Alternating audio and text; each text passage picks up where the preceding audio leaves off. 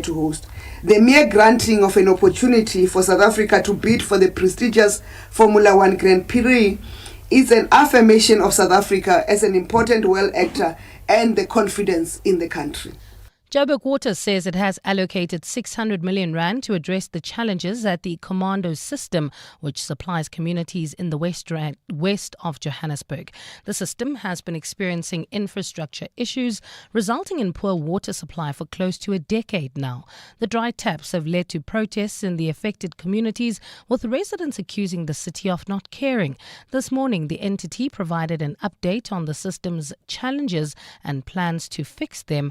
Joburg Water Managing Director Mathebe Ngwenya says the Commando system is in a critical condition due to a lack of investment in infrastructure. It's precisely for that reason that the city of Johannesburg is investing more than 600 million in that area. This is the area really around Brixton, area around Coronationville, Westin and so on, areas around Auckland Park all the way to Amarisha and Melville. So these areas are supplied from our 3 reservoir complex.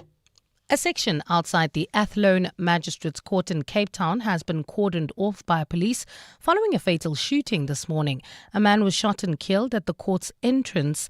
It's one of 3 shootings in Athlone today, which police have labelled suspected gang fights. The police's Novella Potelo. Police officials are combing scenes in Athlone after 3 shooting incidents occurred on Friday morning. In one case, a man who was expected to appear in court as an accused was shot and killed on the court premises.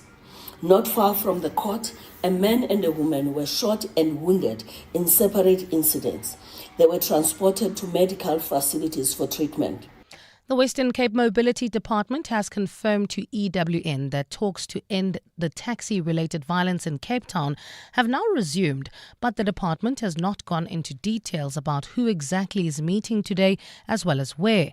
This comes after a taxi owner affiliated with the Carter Taxi Association was shot dead in Lwandle in Strand yesterday. Talks between Carter and rival taxi association Codeta deadlocked last week after operational disputes over the Khayelitsha to Somerset West route. Ntutuzelo Nene has more. A High Court interdict to end the taxi-related violence in Cape Town is in place until next month. The Western Cape Mobility Department had issued a stern warning to both Carter and Codeta that tough action would be taken if they don't solve their issues peacefully. MEC Isaac Silegu had indicated the department might be forced to suspend operations on the disputed route if the violence persists. Taxi operators may also lose their operating licenses if the fighting does not stop. The department has confirmed to EWN that a way forward will be communicated once today's meetings are wrapped up. Ntutuzelo Nene, Eyewitness News. And a 102-year-old man has broken the record, becoming the oldest man to summit Mount Fiji. Kokichi Akuzawa climbed with his 70-year-old daughter, family members and 4 friends from a local climbing club in August. He says reaching the summit was tough and he was tempted to give up halfway but decided against it. This was not his first record though. When he was 96, he became the oldest person to scale up the same mountain. Gold is trading at $3,549.39 an ounce. The rand is at 17.67 to the dollar, 23.82 to the pound, 20.66 to the euro, and Brent crude oil is at $66.99 a barrel. In Edenvale, heading towards Bedfordview, we still have heavy delays. That's on the R24 westbound between Edenvale Road and the Gululies interchange. Also in the Edenvale area, Bedfordview heading towards Germiston, N3 southbound traffic is sluggish between Linksfield Road and Van Buren, and in the south, Lenasia heading into Protea Glen. We have bumper-to-bumper traffic on the N12 westbound between the R554 Abubakar Drive and the R558. It's a partly cloudy afternoon in Gauteng today. Temperatures have peaked at highs of between 28 and 30 degrees. The top story in EWN this hour, Cabinet has approved a request by the Sports Department to bid to host the Formula One Grand Prix. EWN, in touch, in tune and independent. For the latest, visit ewn.co.za or download the EWN app. You're with Relebogile Mabotja Live, streaming countrywide. on the Prime Media Plus app. DSTV channel 856 92.7 and 106 FM.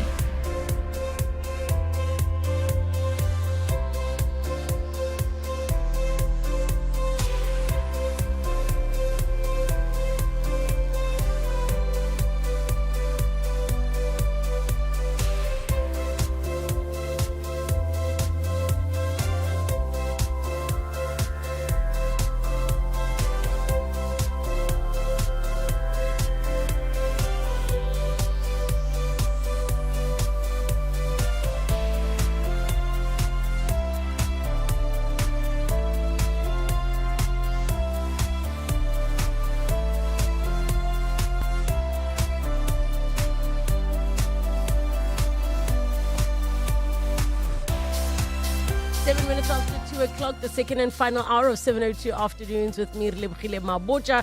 And we're going to be getting into one of my favorite features as we do on a Friday, the upside of failure. And we have a powerhouse joining us today. She's a South African entrepreneur and the founder of Beauty on Tap. If you've never heard of her before, don't worry, you're going to know about her today. Her name is Mathebe Ngwenya, and I'm looking forward to hearing from all of you. So get in touch with us, give us a call. 011 883 0702. SMS us 31702, tweet at Relebogile M at Radio 702 using the hashtag 702 afternoons, and the WhatsApp line 072 702 1702. 702. The upside of failure. Proof that a setback can lead to a step forward. The upside of failure, as we do on a Friday. And today we are joined by a powerhouse of a woman, and I think somebody who will truly inspire some of you listening today. When we talk about pivoting, diverting, changing, evolving, growing, this is what her story is all about. Mathebe Ngwenya, South African entrepreneur and founder of Beauty on Tap, joins us. If you don't know about Beauty on Tap, don't worry, we're going to tell you all about it. 011 883 0702 and the WhatsApp line 072 702 1702. Welcome to the show. Thank you for coming through. Well, thank you so much for having me, and happy birthday to you. Happy birthday. Thank you so much. The fourth floor. Life looks interesting from up here. Oh, nice. I'm so happy. Happy birthday. You look good. Thank you. You look good. Doesn't even show. Thank you. I appreciate. They say you must never look like your problems, ne? Exactly. Ever. Whatever those problems are, don't look like them. But happy birthday. That's Thank really, you. really amazing. And thank you for coming through. In terms of, and maybe share with everybody what Beauty on Tap is about before we really go into what it took for you to be where you are. So I think I was on your show long ago at 5 Very, a.m. very long ago, girl. Long ago, yeah. And it feels like we were in a completely different, was it not like 6-7 years ago? yes, Yeah. and I remember immediately after a show I was working across the road at Rand Merchant Bank. So I had to do the show, then I got to work at like 6 in the morning. Yes. Because it was still a side hustle at the time. Oh my gosh. And I think we had just kind of like launched, and the e-commerce store was still so small. It had just transitioned from the app, the Find a Beauty Service app, to Yes. the e-commerce store, and we still focused on natural hair at the time, and it was still really small. I think at the time I was on your show, we had like 10 brands. Yes.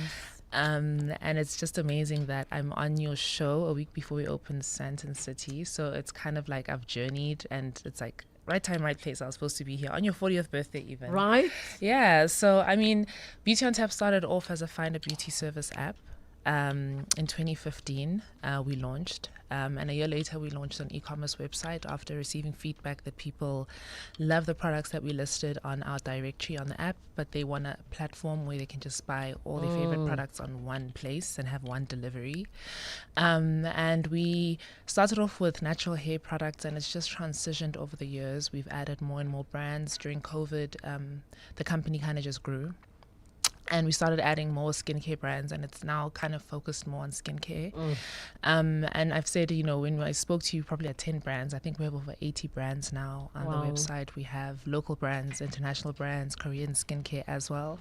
And we've launched brick and mortar stores. So there's been a lot that's happened over the past few years, but it's basically just a cleanser to self-care Sunday candles Yes. platform where you can just get everything you need that is beauty related. I want to know, especially because of how you started, when do you decide that your side hustle is ready to become your main hustle? Because I'm sure for many, they find themselves at the place where you're like, I feel like if I just gave all my time to this thing, it would cover my bills. Because you do get to that place where you're like, you're not coping. But it's not a straightforward make a decision and go because, oh, suddenly it's making you enough money to leave. What did you use? Because there are also those individuals who are like, nope, I'm giving it all, whether it's making me money, you know. What was the decider for you? I think I love that you said for me, because I don't think there's a definitive answer. I can kind of guide on what I did to decide. So I side hustled Beauty on Tap for, 7 years, I think, before deciding I'm going in full time. I've been full time there for 3 years now. And for me, my mom said I should say hi as well. She's like, why not Mathebe? I was like, I know, Mom, I know. Please tell me. It's so weird when my parents know everybody. Please tell me. Oh my gosh. It's Auntie Pat, my mom. Pat, she was friends with Mama Duku from long ago. I think from How did I not days. connect these days? Yes, from long ago. Oh my God. And I know my Aunt Duku and my mom are probably listening in. So, oh my gosh, Mama Pat. Mama Pat, yes. So I was like, oh, Mom, she's like, when are you on the Relebogile show? I'm like, now. So she's listening. So Hi, Mama Pat. I think the last time I had bumped into her in Durban with Rati. Probably. We were holidaying and we bumped into each other at Oyster Box Oh, by yes, the pool. it makes sense. And I think she bought us drinks. Thank you. Oh my God. Isn't it wild how, and I don't know if you feel this way, because our parents' generation comes from an era where it was everybody helping everybody. They was a all know each community, other. exactly. We don't have that like we used to. Like, I get so Yeah. excited when I find out that somebody's parent knows, you know, or Yeah. like Kagiso Lediga was like, it turns out our moms know each other. Yeah. And now we meet years later in the this business. small, yeah. The world is this small, but she was just like excited. So Oh man. yeah, my mom was super strict with me going full time. She was like, you can't go full time until the business can pay you a salary. And kind of like every year you're in a job, you're getting increases, you're getting bonuses, and you kind of like, I need to make the leap now because otherwise I'm just It gets harder to leave. It's going to get harder to leave. So for me, it had to be that the business actually needed me. I didn't just want to leave because I had to. I had to know that every single day when I go to Beauty on Tap as a job, there's going to be work for me to do. I'm going to be contributing some kind of value for the salary I earn. And then, of course, the financial component was also really important. So I only left really when the business could afford to pay me and sustain me and help me with expenses, and when I felt that I could add real value by being there every single day. So those were my deciding factors. What do you think the role is as an entrepreneur? I have this conversation so often with so many of my small business owners who are friends, and we know each other's struggles. And we always say, like, actually, you should be putting your energy in, like, your job as a business owner is sales, is getting the new business in, not the, you know, the grinding. And I hear so many different theories, but I'm curious for you, especially when you said, when I can say that the business is going to derive a certain value out of me, because I think that is so critical. Being an owner is one thing, being operationally involved in the business is another thing. Where do you think the success has come from for you as an entrepreneur? Has it been learning how to scale the business up?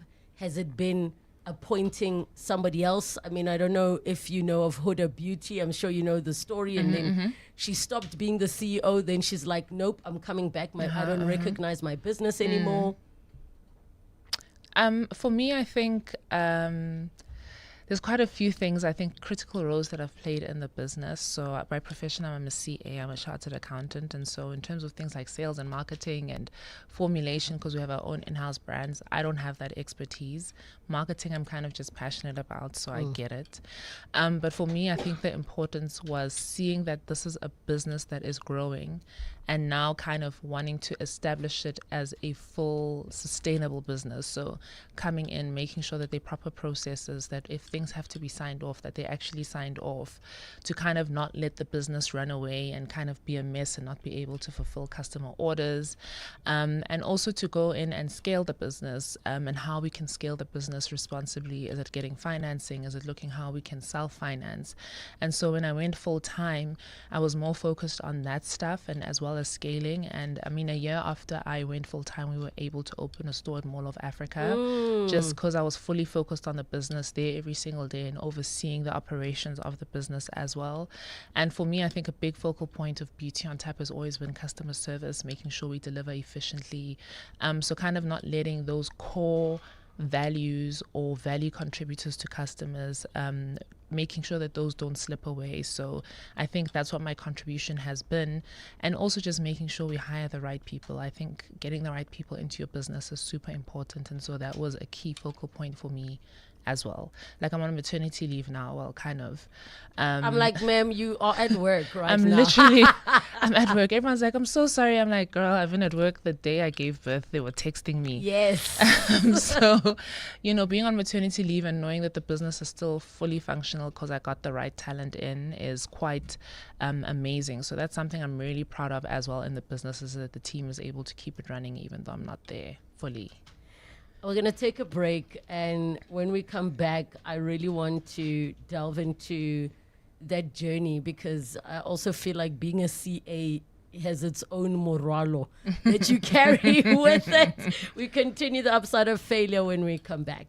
Mzansi, your backyard just got better. Explore more for less, because the Great South African Sale is coming with up to 50% off travel deals. From the breathtaking scenery to a beach picnic, camping in the wild, or the thrill of gussie vibes, there's something for everyone. Book from 8 to 14 September 2025. Visit shortleft.co.za to book and travel later. After all, it's your country.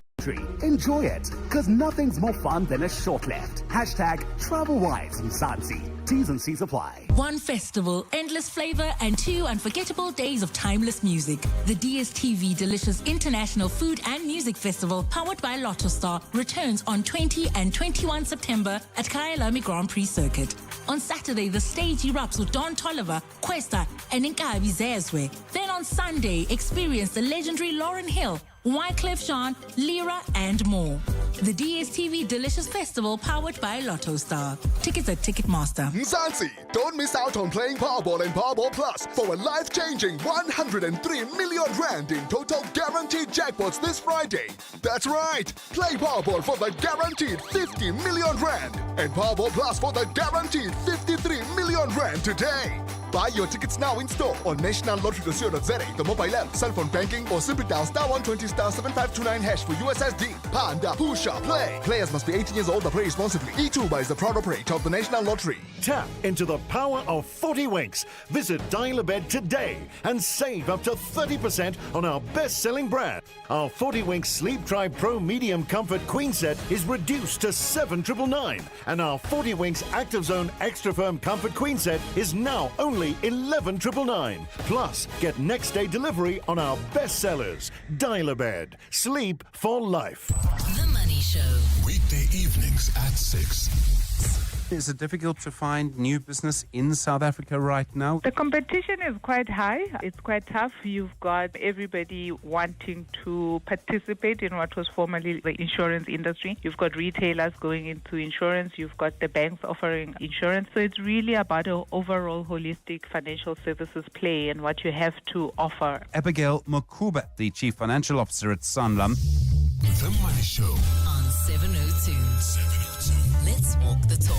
The Money Show, Stephen Curtis, is brought to you by ABSA CIB, proud sponsor of the SARA Rail Conference 2025. Your story matters. ABSA is a registered FSP. 702. The upside of failure. Proof that a setback can lead to a step forward. 21 minutes after 2 o'clock, the upside of failure, as we are joined by Mathebe Ngwenya, South African entrepreneur and founder of Beauty on Tap. If you're wondering, Tap is with 2 P's. Head over to beautyontap.com so you can see what the brand is all about.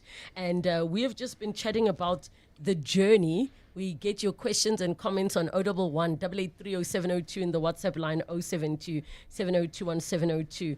What kind of kid were you in school? Were you a diligent student who got the A's and your parents never had to worry about you? Not at the beginning. Oh! Not at the beginning. So I think at the beginning, I was so enthralled with being a cool girl, cool kids sit at the back of the bus. And then when I got to grade 4, my mom sat me down and she was like, no one is dumb in the family, so why are you getting these marks? I'm sorry, I'm going to say that to my child. No one. Literally no one is dumb, so what's going on? And she was like, genetically, you're predisposed to being really smart, so pull up your socks. And my mom she committed to like making sure that I get the marks that she knew I could get. She'd wake up with me at 4 a.m. No, but your mom is strict like that. My mom is strict, and my grandmother was also strict, so I had no other choice. So I think from grade 5 onwards, I was just a teacher's pet. I was diligent. I used to tell on and say, no one's done the homework, and you put your hand up and you say, I think we had homework due today. You are that child. The one who says, teacher, off. you forgot to we had you check our homework. People would be like, throwing papers at me. But that was the kind of student that I was. I love that for your mom, because she's like, I've turned her into exactly who I needed her to be. I know. My husband yesterday was like, if you didn't turn out like this, your mom would have been throwing rotten tomatoes at you every day. He was like, she made sure this is how you turn out. So very diligent, teacher's pet, and I think I carried that all the way into even corporates. It's just who I became. Well, you went at Rodin. Red Hill. Yes. Oh my gosh. So what did you learn in terms of what she was instilling in you? And I think it's important, parents, you are one now. Mm-hmm. We're a lot more conscious and more aware than our parents' generation was, and we're always mindful of the impact of what we're going to do. For some kids, you say, pull up your socks, and then everything goes upside down. Yeah. Other kids pull up your socks, and they turn into what you've done with your life. Mm-hmm. But what do you think it was that really hit home? Do you think it was her getting up with you early in the mornings? Like, what specifically that is a big takeaway that, other parents listening can maybe take from that? Mm-hmm. I think at the time I didn't realize, but her getting up with me early in the morning and literally saying, okay, this is your spelling for this week, spell the words. I always laugh at these TikToks where the mother's like, Hannah had 3 apples and then she sold 1. How many does she have? I was like, oh my word. And then the kid goes, and then 5. And the mom says, Hannah! Exactly. That was my mom. She was like, you need to get it right this time. She used to do maths with me. She used to study geography, like what's the capital of the city. At 4 a.m, my brain had to be sharp. So it was just that commitment to making sure I'm the best that I can be.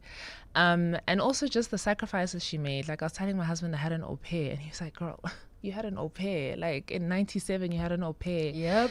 Somebody to sit with me and do homework, make sure all my work is done as well. If I needed tutoring, she'd get tutoring for me. So it was just the small sacrifices. And I know as adults now, we're like, how did our parents do it? Like, where did they get the resources to give us what we got? So it's just amazing. And I think for me as a parent, I've realized that you have to sacrifice all if you want your child to really just reach for the stars and become what they deserve to become. When it was time for you to decide what you wanted to study, did you immediately know it was accounting, or did you feel like you were kind of steered at that whole, well, you're good at maths and science, therefore... you answered yourself there. Therefore, also we need black female, You answered yourself there. I wanted to be a fashion designer. Girl, they robbed you. I know. And my mom was like, no, you're going to be a CA. And she was just like, there are very few black female CAs. And even my accounting teacher was like, you're good at accounting, you're good at maths. There are very few black female CAs. And she always used to say to me, like, you see those Porsches on the road in Sandton? Giddy CA. Like, what do you want to do, Porsche? R&B. And she was like, if you want that life, you must be a CA and work at R&B. And so I feel like my life was mapped out for me, but not in a pressure, negative kind of way. Yeah. Because it kind of worked out. I mean, I didn't know what CAs do. I applied for the degree. I had no idea what they do on a day-to-day basis. So it was just kind of figuring it out as I went along. But I enjoyed it, and I enjoyed the challenge as well. I cannot wait to share this conversation when it's podcast to my brother, because he's a CA and his wife is a CA. And the running joke is like, I don't know if you remember that there was some case happening where there's that meme where the judge is like, you are a CA. You are a CA. So I always say that when they say that, when I say I need X million, and they say I don't have that money, I'm like, you are a CA. You are a CA for real. It's just, it was just that allure at the time as well. I mean, it worked out, I think. When you were in that space, was there a knowing inside of you that you're not where you want to be? Like, as in, you don't want to be doing this forever? Because the other side of the coin of you've got the whole group of people who are unemployed, right? They studied and they're sitting at home waiting for work. Is then you get the people who are employed, but they're absolutely miserable in that employment. And I'm not speaking the miserable of toxic managers or anything like that. Miserable in the feeling like, is there more to life? Did you ever have those types of feelings? I think for me, it wasn't you're not where you want to be. It was more you're not where you're meant to be. Because I loved banking. Like I always say to people, if I had to go back into corporate, I'd go back into banking. I'd go back to the same company. I loved it. I loved the work, the fast pacedness, everything about it. I loved my colleagues. I just loved everything about it. But I just felt like it wasn't where I was meant to be. And I mean, Beauty on Tap was just a very weird evolution for me, like beauty, tech, like it's nothing that I've ever done before. But I think I was always entrepreneurial, and I think this is just the business that located me, and it worked out. So I loved banking. I didn't feel like it was a drag on me. When I even left, I just felt like it's the right time for me to leave. I've learned everything I've had to learn at the bank, and that it was just time for me to go full time into Beauty on Tap. So it was just a transition, I think, a life transition. It wasn't that I was miserable in banking. And how fortunate of you to have been in that space, to have the opportunity to leave not because you're miserable, but because you have the choice to. You have the option to say, let me go and try this specific thing out. I mean, I always laud people. I think being a CA is also a constraint because you kind of don't take the risk or the leap earlier. Because you guys are numbers people. Exactly. And the numbers need to make sense before you make a move. 100%. And people are always like, Beauty on Tap is 10 years. You're only on 5 stores. And I'm like, listen, hey, I've really taken my time with this company. I mean, there's some companies where founders leave. It just shoots the lights out like overnight and it just sustains itself.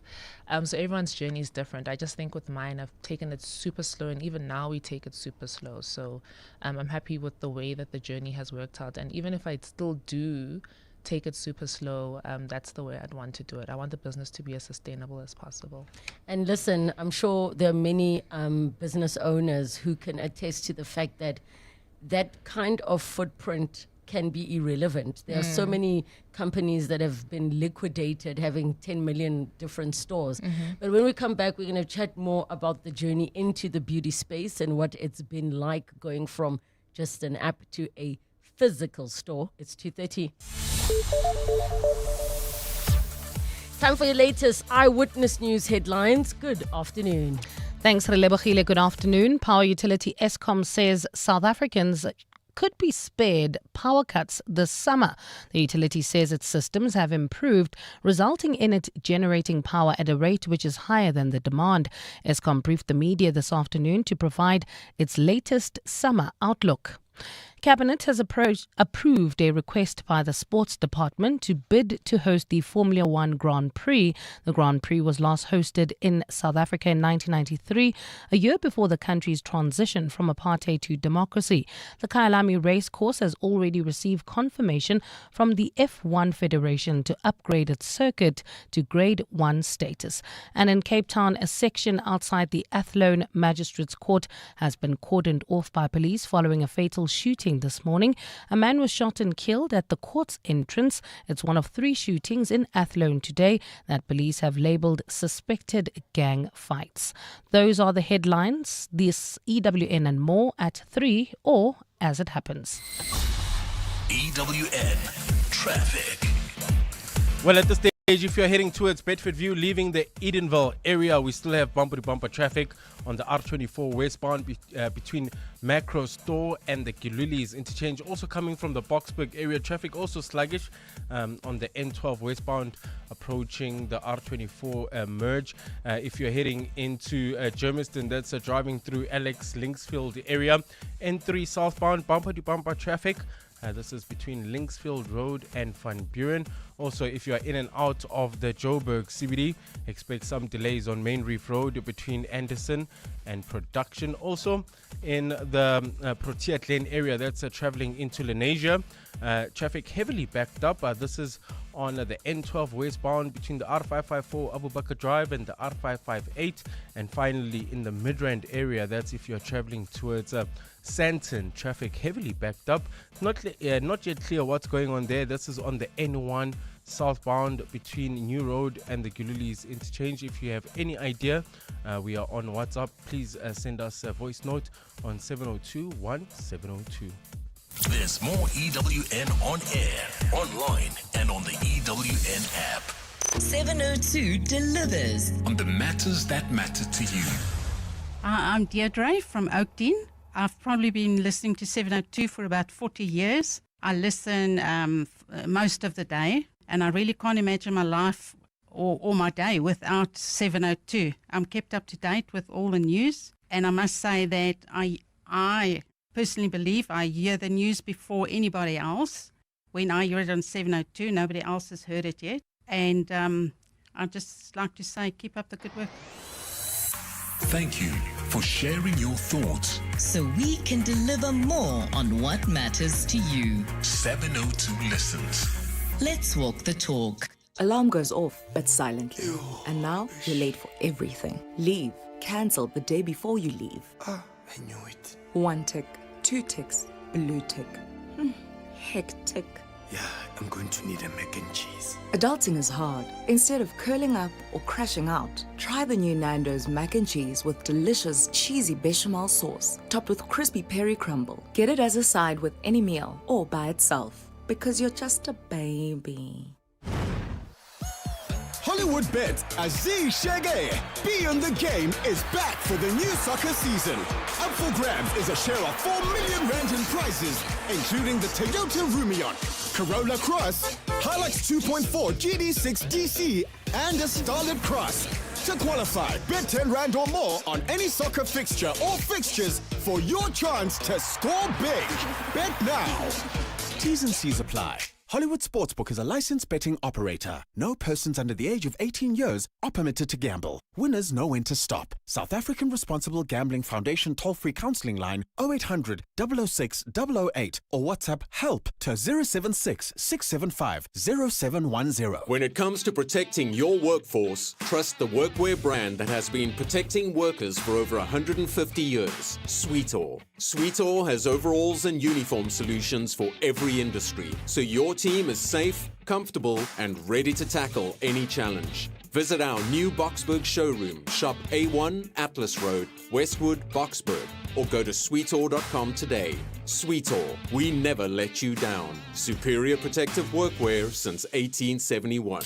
Coming up On 702 Drive with John Perlman.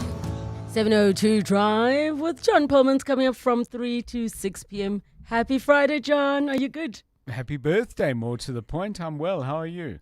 I am 40. It was always going to happen. It was always going to happen. I've decided to act like my grandmother. Every single thing I must be like, I'm 40. I can't tie my shoelaces. Please help me. Good luck with that. Because the people you ask to help you are going to soon run out of patience. There we go. As they should. It's just a grateful day. Yeah. If you can turn 40, have both your parents still alive, all your siblings alive, you have your close friends, you're doing the work that you love, you have a roof over your head, you're able to travel, like what more can I really ask for? I have a healthy son. They really, it's not more I can ask for. Yeah. So No, may your blessings continue. Amen, amen, and amen. What's coming up on your show today? Well, there's a lot going on, Relebogile, and good afternoon again to the listeners. New information has emerged about the average age of the SANDF soldiers. Average age 39. We also have 230 people at the rank of either general or admiral. So there's quite a lot to talk about there. We'll look into what those numbers mean at about 25 minutes past 3.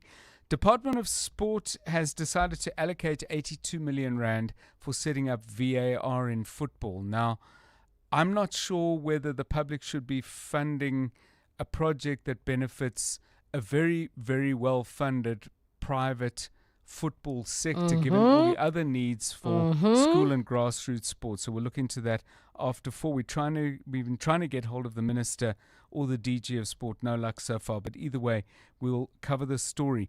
A lot of campaigning, Relebogile, around front of packaging labels on food. But we want to engage with the organization that's pushing for it. I mean, first of all, do people actually really read labels? But secondly, and crucially, I think, one of the problems with food and nutrition in the country is that people's options are extremely limited by both money and circumstance. You know, so it's all very well to say to people, well, you know, if you know what's unhealthy, you'll eat more healthily. But it's not just a question of that, because I think it's more complex. We'll explore that at 10 to 4. It being Friday, Randall's one song is going back into the 70s. I'll give you that clue. And then our guest this week on A Song, a Book and a Dish, Justice Edwin Cameron, former judge on the Constitutional Court, now involved in the inspectorate looking at the state of prisons. He's going to be with us at about 6. Yes. 25 to 6. John, I wish I was 40. Make those mistakes. 7:02 drive coming up from 3 to 6 p.m. It sounds like a busy and informative show hosted by John Perlman. 702. The upside of failure. Proof that a setback can lead to a step forward. 22 minutes to 3 o'clock, the upside of failure. And we're continuing with our conversation with South African entrepreneur and founder of Beauty on Tap. That's Tap with 2 P's. If you want to check out the business, Mathebe Ngwenya is with us, has been sharing her journey. And I think what an inspirational story it really is. We get your comments and your questions on 011 883 0702 and the WhatsApp line 072 702 1702. When you were now in your professional working space, what was the allure to start a side hustle? Like, what happened? Because there are the people who fall into it where, because they just loved being the one buying skincare, for example, now everyone's like, where did you get that? And then that's how the business starts. But that's not the case for everybody. I think so. It started off with a friend getting married, and we needed to look for a makeup artist in Cape Town. And not being from Cape Town, I was just like, there should be an app where you can just click on a makeup artist and the location. You can click on that, and then you get a full directory. And I was like, why doesn't that exist? And I literally just looked into it. I looked if there was anything in the market like that, an app. And then I was like, actually, let me just start it. Let me see how it goes. And so the Beauty on Tap app, which is basically Beauty on Tap, TAPP app, started in September 2015. And I think just over time, I was just listening to people, and they were just giving feedback on how the business should evolve. And I think Beauty on Tap just evolved based on people's feedback and listening to what people were saying. And I think, you know, when I started Beauty on Tap, I was just more passionate about local small businesses as well.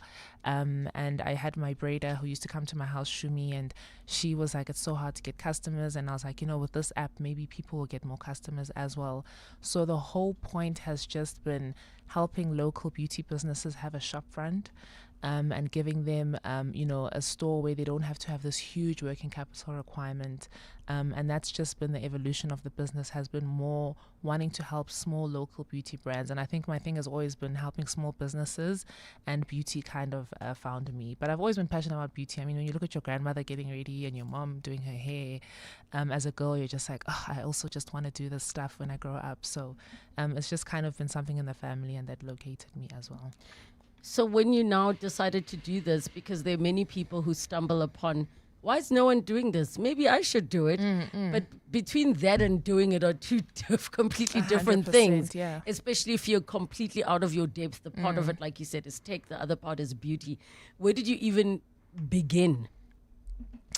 Because it was tech, I had no idea where to start. I'm not a coder. Back then in 2015, finding people who could code for you was just so hard and so expensive. I found a colleague of mine who said, I actually want to partner with you on this. And so at least I had somebody who was also pushing and motivating. I think when you have an idea, share it with people. There could be that one person who says, let's do it. Let's actually see where this can take us. And so I think having a co-founder at the time kind of helped me push, because there was somebody holding me accountable as well to the idea.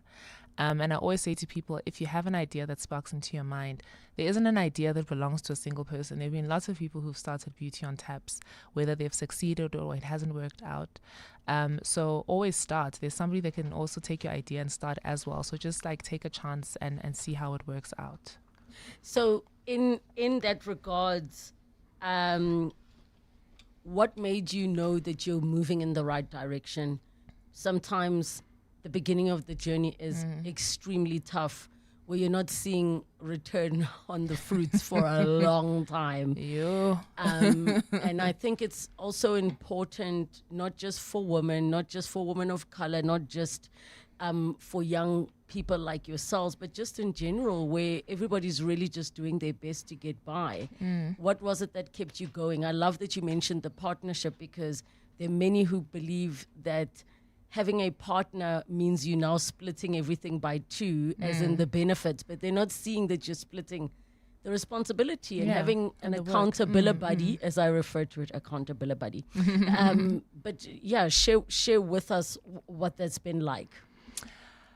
In the first year, Beauty on Tap made zero, like absolutely no money. I thought it would shoot the lights out. Like I thought the day we launched, there'd be hair salons fighting to list on the app. And it was like, they were like, what's your value? How many app users what do you have? What are you bringing? Yeah, what are you bringing to the table? If you want my money, how many app users do you have? But then customers were like, how many salons do you have on your app? So it was kind of like this thing where it was like, oh my word, where do we even start?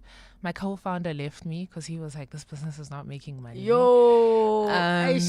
I forgot once that there was a social media ad that was running, and the bill was just like, oh my God, how am I even going to pay for this? So there were just times when it was just like, oh my word, I can't afford this business. And I think when we launched the e-commerce website and it started monetizing, even just one order per month gave me that faith that there's somebody who's interested, there's somebody who's watching, there's somebody who is willing to share their money with me because they see some kind of value in the business. And so even though we're getting 3 orders a month, 5, then it grew to like 7, then 10, I always say, what we used to make in a month, we'll make in a day now. What we used to make, in a year, we'll make in a month. It's just seeing that small growth progression coming through, even if it's just 5% growth and just pushing. I think a lot of people give up because, we've heard about these unicorns like, American, e-commerce businesses just growing overnight and listing, and they all of a sudden the founders are billionaires, and you want the same thing. I think even the smallest growth is okay. And now we have like malls like Sandton City where we're opening, giving us the nod to say we want Beauty on Tap in our mall. And it's kind of like after all that hard work, it's kind of worked out as well. So, I mean, those small little growth spurts were really what kept us pushing even as a team. So you just kind of have to believe that you are going to get somewhere one day. That fellow founder that dumped you, where's that person now? Oh, Bandla, I don't know. But I mean, it wasn't his journey. It wasn't meant for him. There's no hard feelings at all. And I think I would just keep pushing because I was so passionate about the business. And I think he found something else that he was passionate in as well. And for a guy, beauty's like not interested in this. There's no growth here. So, it wasn't his journey. I want to know about the transition. When do you decide to have a physical store? Especially because over that period of time from when your business started, we have seen so many evolutions of how retail in general works and services work. So it's interesting that you went from a tech app to now going back to the physical stores. And I can think of a few reasons why that's important, as particularly with if you're selling a product that needs to be felt and tested. But chat to us about how you made that decision, because that's already now you're taking on a lease, you're taking on overheads, you're taking on blah, blah, blah. Yeah. I always thought Beauty on Tap would remain a tech business, and I wanted to grow it out as the biggest e-commerce beauty platform in the country or on the continent. And I always looked at case studies on international companies that remained, online only and didn't look to e-commerce. But during COVID, people were saying e-commerce is the next big thing. But in South Africa and Africa, in-store shopping or physical shopping is still a really, really big part of the market. And when I was looking at numbers, like e-commerce is still tiny compared to, physical retail. And so after, again, getting feedback from people that we want to touch the products, we want to, get advice in person, we want somebody to see my skin and say, this is what you should use. It kind of motivated me to then reach out to property funds and malls to see if we can get space. And that was hard. Like, even though we had a track record of e-commerce, we could show financials, they were still like, we're not too sure. And I kind of had to reach out to networks to be like, please, can you convince these malls to, just give me one chance and to showcase what we can do. And so, Mall of Africa took a leap of faith and, said, here's some space, and gave us prime space even in the mall. They didn't put us in some hidden corner. And that kind of worked out. And so it was a big decision. CA Me was just like, I'm not sure about this. I even downplayed the numbers. The numbers were so low. Mall of Africa was like, girl, are you sure you can afford this store? And I was like, let's see, because I was so conservative with the forecast. I was like, I think e-commerce will have to carry this store. Yeah. But we took that risk, and we're opening store number 5. Oh my goodness. Next week within 3 years. So it's been quite a journey. Listen, I absolutely love it for you, just in the sense that you've been holding on, and not even like holding on to a relationship that's trying to end. You are like, hey, I'm here.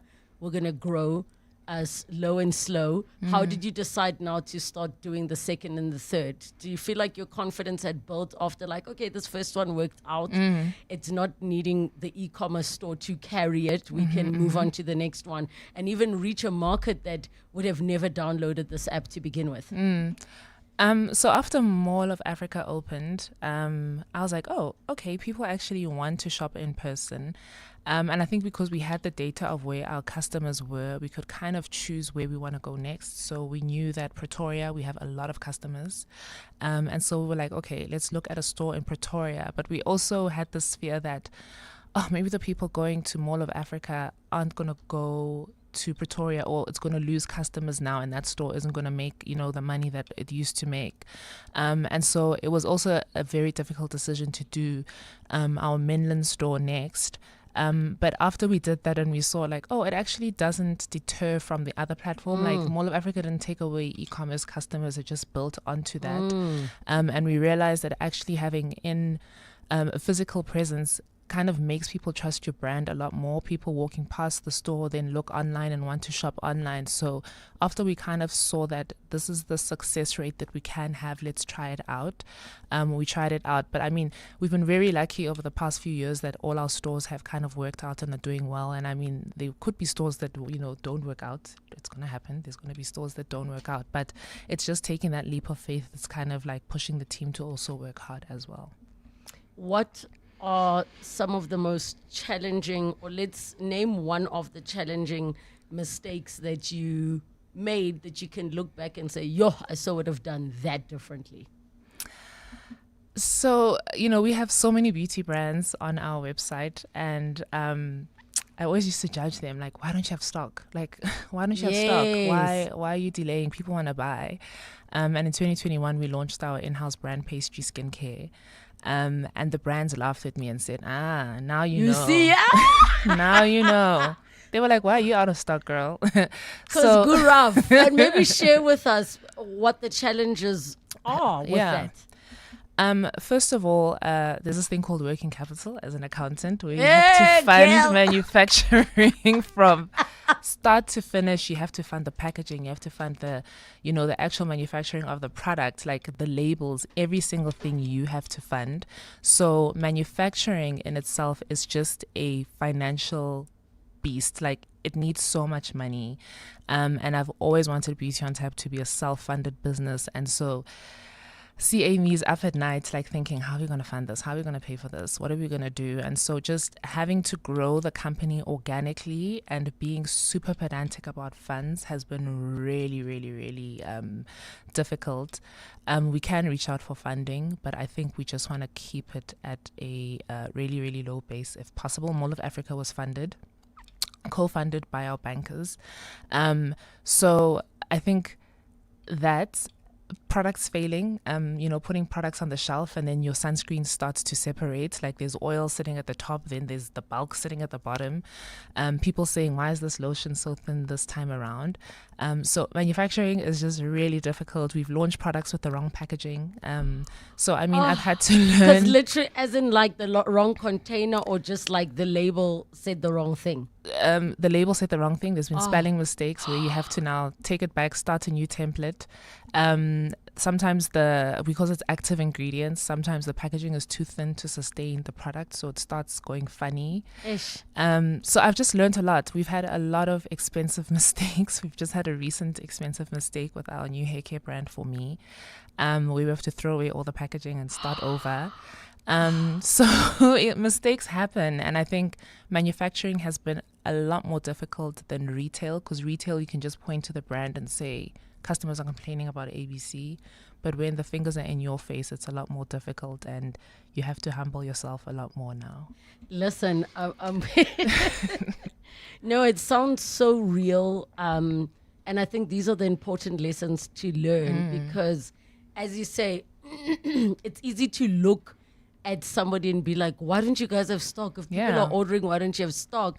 Whereas they back at the ranch, or let's say under the water, the duck is like paddling its feet, also waiting. What would you say is one of the biggest supports that could help small business in our country? And I'm not just saying like, oh, government must open more fund. Like, what do you say is a practical way that South African small businesses can truly grow and thrive in South Africa? I think one of the countries that I admire the most when it comes to commerce is South Korea. I have never seen a country that pushes businesses so much. They have agencies in different countries where they'll fly Beauty on Tap into South Korea to go and look at products and choose what products they want to have imported. They'll co-fund imports for you and say, we'll cover the shipping for you to sell these products in South Africa. And that's how the Korean skincare industry has grown so much globally, is that the government is literally pushing it. So it's just little things like, setting up agencies that can say to certain buyers overseas, we'll fly you into South Africa to come and see brands that we are showcasing. We'll co-fund the shipping into your country. I always say, we have pastry skincare that's doing so well locally, but we've never ever been called to say, hey guys, do you want to go to an expo to showcase? Really? Never ever had that opportunity. It's kind of just us pushing it on our own internally. So it's not necessarily just giving this huge funding, it's just giving exposure as well. That can help as well. But I also think that I read about a brand in the UK that literally was funded just by customers buying. So that's kind of a form of crowdfunding as well. So looking at different sources of funding can also definitely help, because Beauty on Tap's growth has largely been customer funding, people just buying, and us, working strategically to see how we can use those funds to fund growth as well. And just getting financial experts into your business as well to help you price your products the right way, to make sure that you're making enough to fund your growth as well. Because a lot of times people will just price a product very weirdly where they're not making any profit on it. And it doesn't necessarily help their business grow. It kind of just helps pay employees and rent, and then there's nothing left at the end of the day. So it's just getting that little expertise or help into your business as well to help it grow a lot more. In terms of competition, I mean, we're now in the era where every other international female celebrity is releasing something. You know, your Issa Rae has a hair care product, Tracy Ellis Ross, you've got Selena Gomez, all of these, even Beyonce has hair product. Are you finding that it is making it harder or it's making it easier having so many products that are out there and available? So I've been watching the US market quite a lot in terms of beauty, and it's I've always said that we're not at that point yet where the market is saturated and there's just too much available. I always say South Africa still has so much more room. People must start brands, like, you know, celebrities in South Africa must start brands as well. So I've been watching the US. There's kind of like a market shrinkage happening right now where the market is kind of correcting itself and kind of keeping what they feel works, keeping what they feel is an excellent brand. Like Beyonce's brand has done so well. I mean, Fenty's done so well. Rode by Hailey Bieber's just launched in Sephora, I think yesterday or this week. So I think internationally we have a lot to learn from what they're doing. I think there's a lot of opportunity in South Africa to have more brands come to the fore. So it's nice. There's lots of room for people. I mean, no one is going to use one brand. Like, we all want brand diversity. Guys, so please start those brands. If you go into a woman's shower, you'll find so many different ones. And I'm so glad that you came through. Auntie Duku says, I must tell you, congratulations. You're doing so well. Thank you so That's much. what she has to say. Mathebe Ngwenya on the upside of failure. Thank you so much. Mr. Govender, congrats on the retirement. You just sold your car to We Buy Cars. Tell us about it. Yes, it just gathered dust in the garage, so I exchanged it for cold hard cash. Now my wife and I can enjoy a stress-free retirement. Retiring the car as you retire. Nice. So why We Buy Cars? It was so quick. They came over to our house to do the evaluation, and we sold it the same day. Tops, man. Okay, so now you got even more time on your hands, eh? Exactly. We Buy Cars. Geared for your next chapter. Geared for you. Betway is taking you to dizzying new heights in one of the world's most popular games, Aviator. Place your bets and watch the multiplier climb higher and higher. Pick the right time to cash out and stand to win millions on a single bet. It's all possible from the palm of your hand. Get way more only at Betway. Betway is licensed and regulated by the Western Cape Gambling and Racing Board. No persons under the age of 18 are permitted to gamble. South African Responsible Gambling Program toll-free counseling line 0800 006 008 or WhatsApp help to 076 675 0710. Winners know when to stop. Breathe in, insurance. Breathe out, pineapple. In, insurance. Breathe out, pineapple. Again, in, insurance. Out, pineapple. Again and again. Pineapple FSP 48650 is underwritten by Omart Insure Limited, a licensed non-life insurer and authorized FSP. Relebogile is on X at Relebogile M. Thank you so much for joining us on 702 Afternoons. You guys have sent me some of the most wonderful birthday messages, and I cannot get through all of them. But thank you so much. It feels amazing to not just be seen and heard, but also to be loved by all of you. Have a beautiful weekend. It's 3 o'clock. This is EWN. Another political party joins the playing field, and Eskom promises to keep the lights on during summer.